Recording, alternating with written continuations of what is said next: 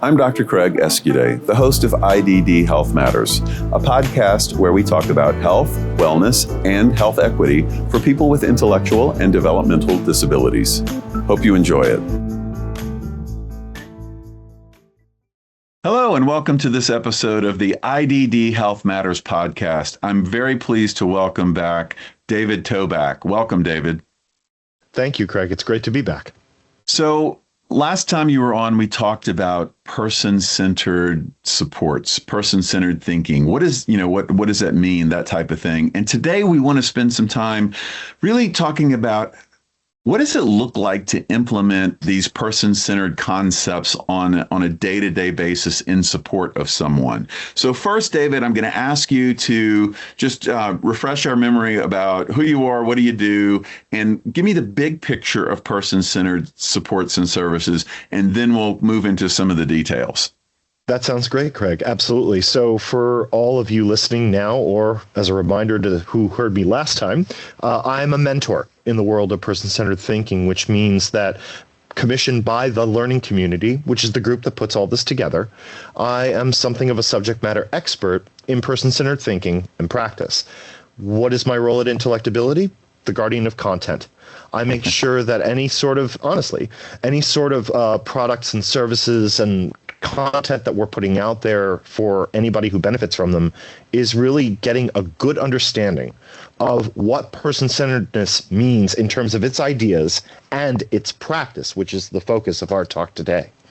Yep, and you do a great job at doing that, I have to say. So, Thank you. So, all right, let's jump into what does person-centered support look like as, say, on a day-to-day basis, as we're helping people live their lives? How do we speak to people? What questions do we ask to ensure that what we might learn in a person-centered thinking training actually gets implemented on a daily basis? Absolutely. So, and to answer an earlier question, the larger picture, because it'll be practical to what I'll say next, is the larger picture of person-centeredness, Craig, and for our listeners, is that we want to ensure that any human being receiving supports and services are treated as such. Oftentimes, we are very focused, as we likely need to be, on the diagnosis the person has, different qualifications of supports that are unique to them. But what we want to not happen is only allow diagnosis qualifications, dietary intolerances, patterns of behavior to become the only narrative attached to another human being. Person-centeredness at its core is looking at who someone is, what makes their life and their experience their own, and how do we, in the role of supporters, get the privilege of helping others create that story for themselves. So that's really the large picture.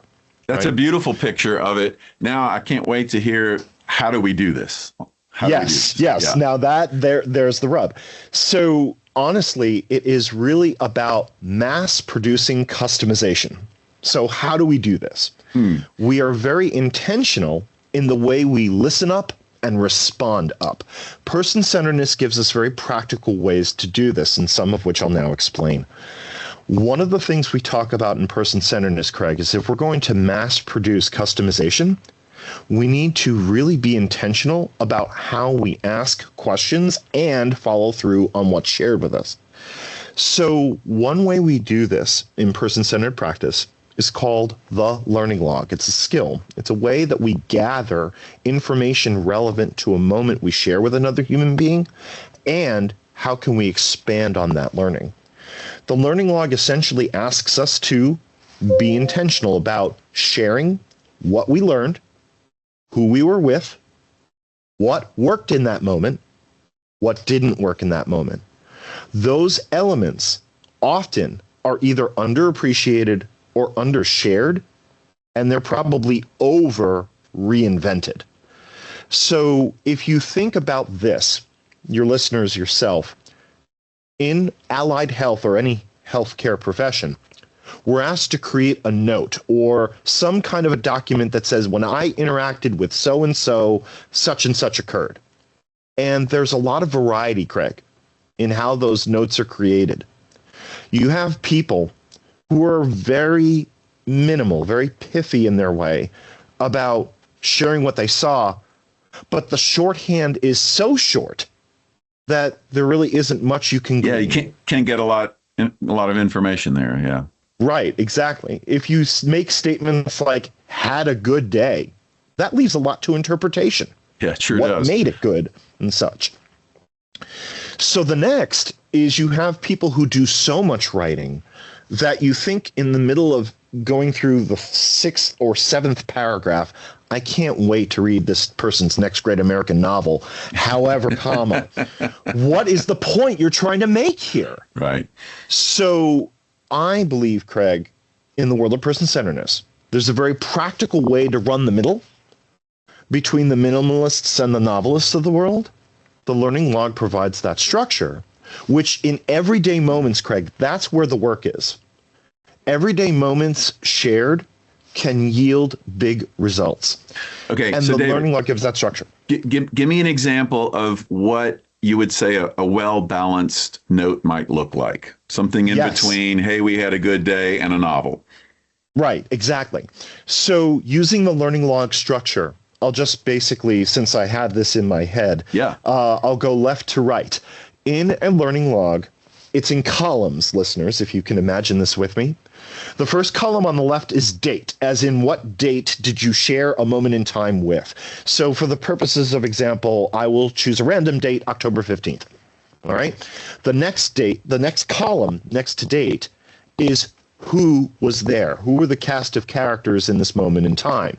So here's where things get interesting, because where we might expect people to list out maybe the supporter and the person supported, who else was in that moment with you? Maybe you were in a bookstore and somebody who was a fellow patron walked by and struck up a conversation. This kind of a moment is worth recording, one, and two, it could lead to something interesting. A natural support, a friendship, another book to read, who knows what. But the point is they get a mention. And most times, those sorts of people who just happen to be a part of the moment don't get the airtime they need. Learning Log provides that. Next, where were you? In other words, were you in a bookstore? Were you at a grocery store? Were you at an open air market? Were you at a restaurant? Where were you? Now, here's where things get very interesting. We've done date, who, and where. Next up is, what did the person enjoy about that moment in time? What worked well? What put a smile on their face? What is something we want to repeat or enhance? So in those moments, Craig, we could put details such as, we were shopping at Barnes & Noble. We happened to be in the cookbook area, where they sell recipe books and so forth. And we were considering purchasing a book by, I don't know, The Pioneer Woman. And somebody saw us looking at the book, and she said, "Oh, I love that show. Do you watch it on Food Network? I've watched it since the beginning." And it struck up a conversation, and this led to whatever it led to. Those sorts of moments, Craig, could be captured in what worked well for the person, what didn't work well, etc. The final column on the right that asks us to share what did not work well. What does the person not want to do next time? What needs to be different next time? A detail that might go in that column, Craig, might read like this. As we left Barnes & Noble, it was raining. And this was very troublesome to Scott, who didn't like getting rain on his face. Next time, make sure that you have an umbrella in the car, just in case the weather conditions change. Gotcha. Right? Yeah. These sorts of things. So just as a recap, date. Who? Where? What worked well? What was great? What needs to be enhanced or not messed with? And on the right, finally, what did not work well? What needs to be different next time? What needs to change or be stopped? All right. So one of the things that we know is that the time factor is a big issue in terms of all of the responsibilities that supporters have when they're supporting people with IDD. Of course. How much time would it take to, say, enter this type of information or create a note like this? In my general experience, 2 minutes. 2 to 3 minutes, okay. Honestly. It really doesn't take very long. In fact, Craig, and I'm glad you brought this question up, one of the things I'd like our listeners to appreciate is that the use of the skill does not have to be perfect out of the gate. You don't have to formally sit down at a learning log and fill one in the order I suggested. I am outlining what a learning log does so that when you're with the person, you can make a mental note, jot some things down that could later be filled in, or you can create as you do. But what I'm trying to encourage is based off the skill, what's worth paying attention to. Sure. And later sharing. We don't have to speak skill eloquently to improve quality of life excellently for those that we work with and support. Well said. So give me another bucket of information related to person-centered supports. Like, is there another skill that comes into play or something else that you can tell us about? Absolutely. The second that I'd like to speak with your listeners about, Craig, is called the 2-minute drill. Okay. Now, the 2-minute drill is outstanding at getting us focused on what we need to speak about and exploring that topic.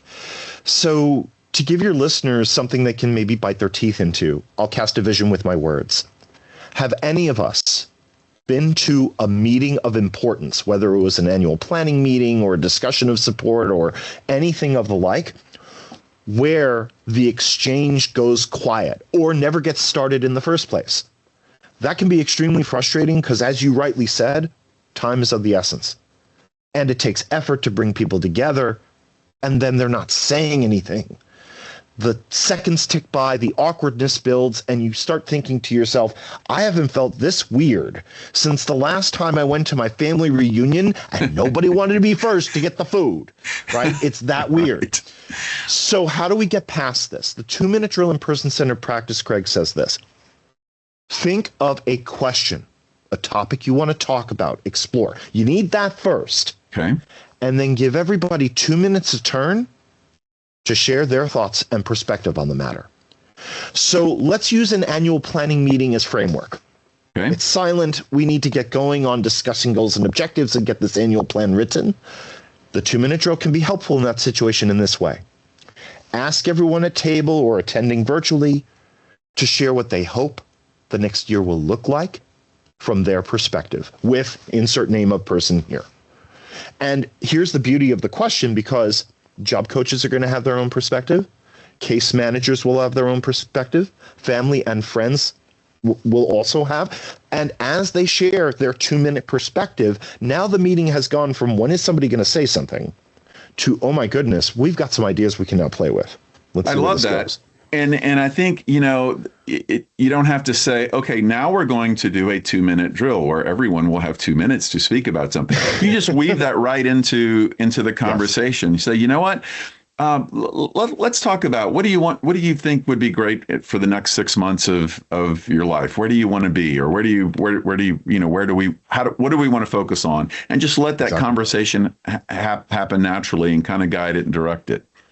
Exactly, Craig. Yeah. There is one caveat I'd like to offer to our listeners connected with the 2-minute drill. There are moments in time where we are in company with people who do need more time to form their words and get their ideas out. So listeners, use your good judgment. If the 2-minute drill is going to serve more as putting somebody in the hot seat, you might want to rethink strategy or think how you make your invitation and so forth. It can be used and may need some modulation depending on who's in the room and who needs that time and space to create and form and share their ideas. Sure, that's a really good point. We call it the 2-minute drill, but it doesn't need to be exactly 2 minutes. It's really about offering an opportunity for everyone to have a voice on a particular topic in a somewhat maybe guided or structured way, I guess, right? So make sure everybody's voice is heard. Yeah. Exactly. Yeah. And really to emphasize that point, Craig, if I may, it's the idea of the topic chosen that brings people's ideas focused on a point, and that's where the expansion of the ideas come in. Because so often when there is silence, people are probably considering, well, where do I start? This feels big, and I don't know what to say. That's why the 2-minute drill is useful. Focus in on a point, expand outward into the ideas shared. So what to go back to what you said, it sounds like if you're going to be a conversation facilitator or a meeting facilitator or be at a party and you're around a few people, have a Indeed. couple of thoughts on what you want to ask, what you want people to expound upon first, right? You've got to have that topic. That is a in good mind. move. So That is a very good good move. preparation point there. Yeah. Exactly. In fact, Craig, the 2-minute drill, if I may offer just one more brief Sure. example, it can be used in situations outside, and your telling just reminded me of this. The 2-minute drill can be used outside of work settings. My wife Jackie and I, whenever going on a date night and a babysitter's going to watch the kids, we give the babysitter a 2-minute drill. Well, frankly, because we don't want the babysitter hustled. And we also want everybody to have at least a pleasant evening and outline kind of how, routines work at night in terms of getting ready for bed and, reading, a story together, playing a video game or, whatever, and kind of what order that goes in. And so this way, the babysitter, by no fault of their own, they don't know our ins and outs. We do. Right. We can share that in 2 minutes, and then everybody has a better evening in terms of, accountability for all parties and information that's just going to make the exchange more pleasant. I like when we can learn things that might help us with work, but that can also help us in life. And so many of these person-centered skills and concepts and just ways of approaching others it's really something that we should all be doing everywhere in every aspect of our life, I think. Yes. Yeah. Yes. Yeah. It's human stuff, Craig. I really believe it in is. that. It's people stuff for sure. Mm-hmm. Absolutely. All right. What else? Give me something else. Let's talk more about this. This is interesting.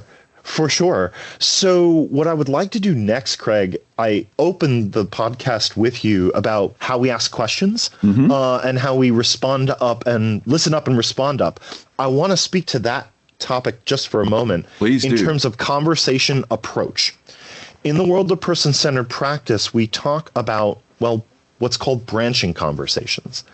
And branching conversations are a very intentional way of asking somebody something about their day or how they like to have their day get started or how they get ready for work or vacation, etc.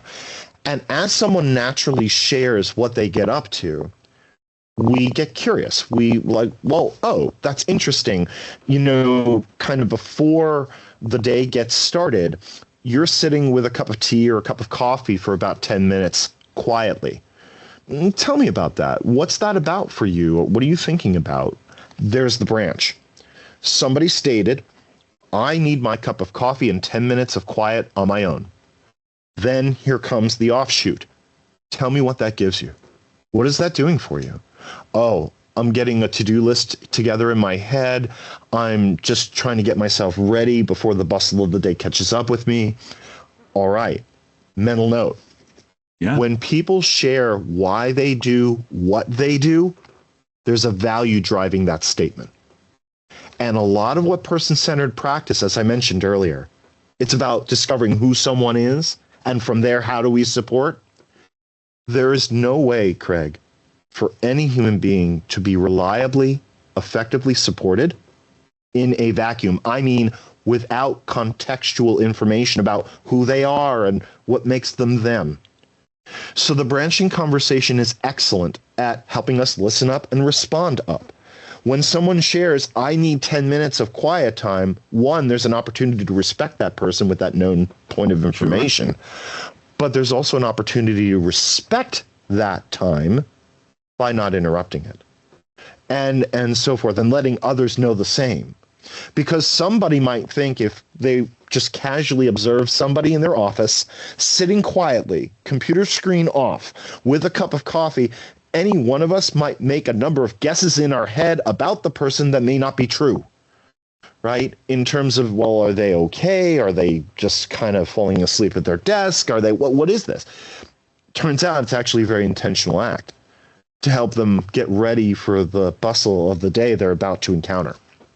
That makes And sense. That makes a lot of sense. And I love, it goes beyond just, okay, they say they need a few minutes here or there, or they need to do this before they leave the house or whatever it is. But understanding the why helps you know the person better.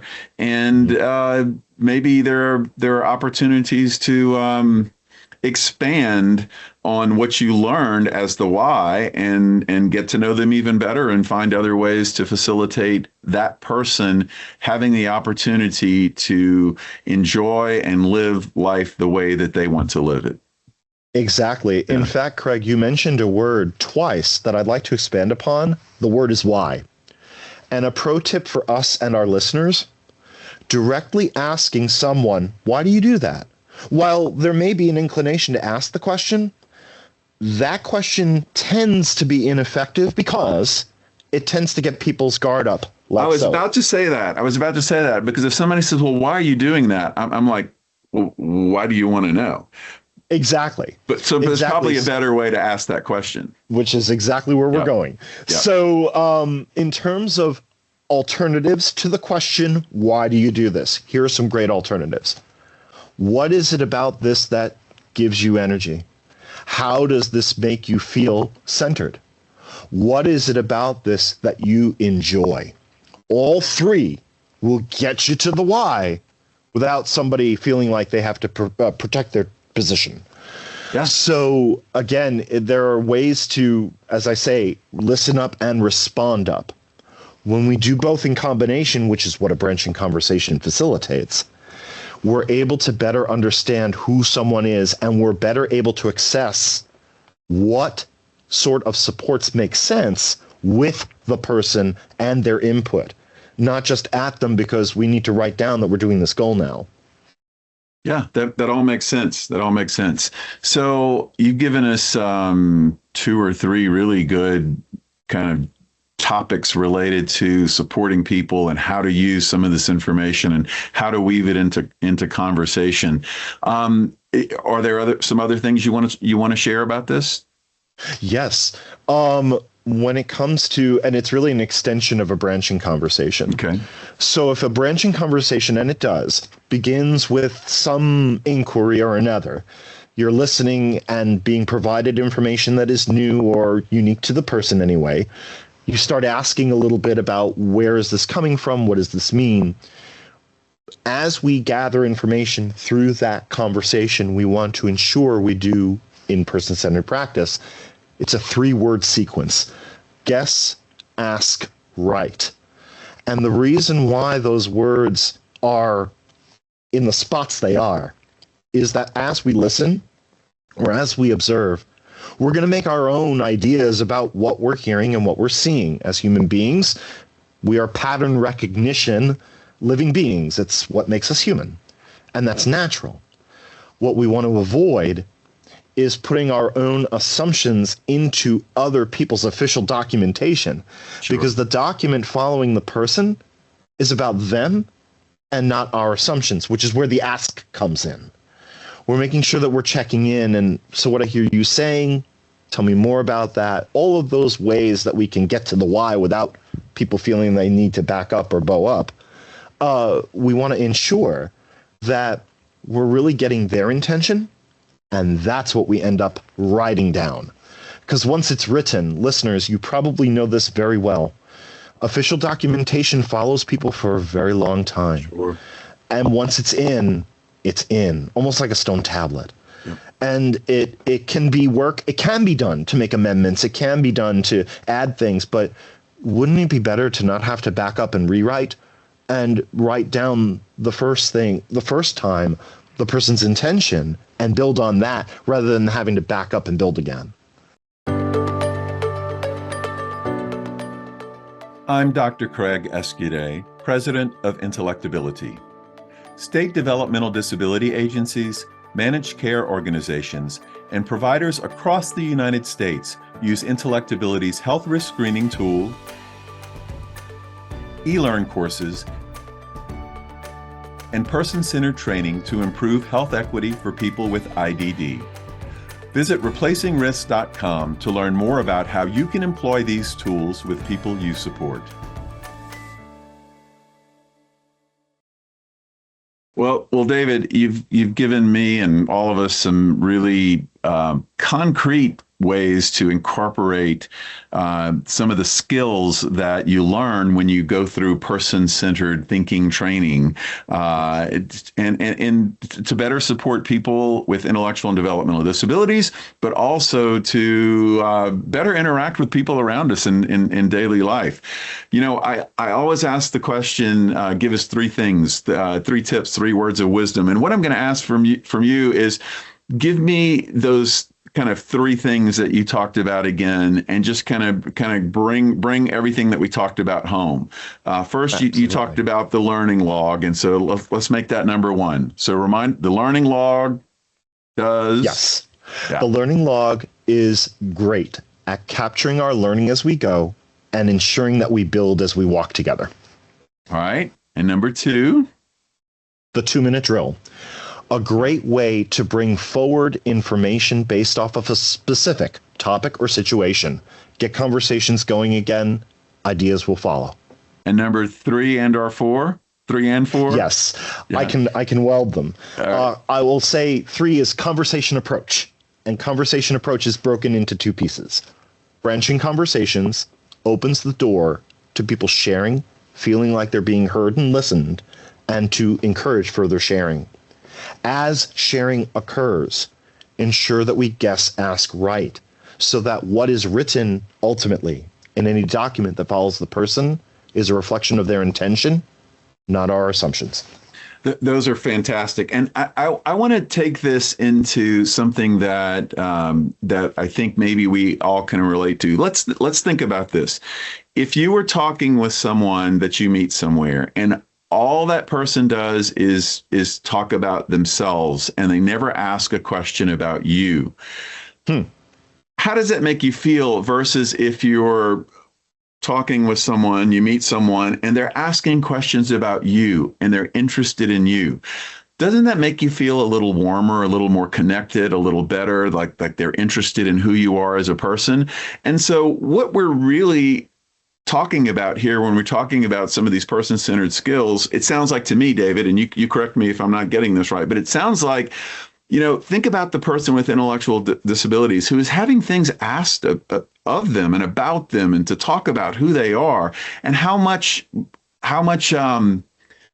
value I think they might feel from that, that someone's interested in who I am as a person and what I do. And what would that do to not only that relationship, that work relationship, but the friend relationship, and just the feelings that people have in general, I think.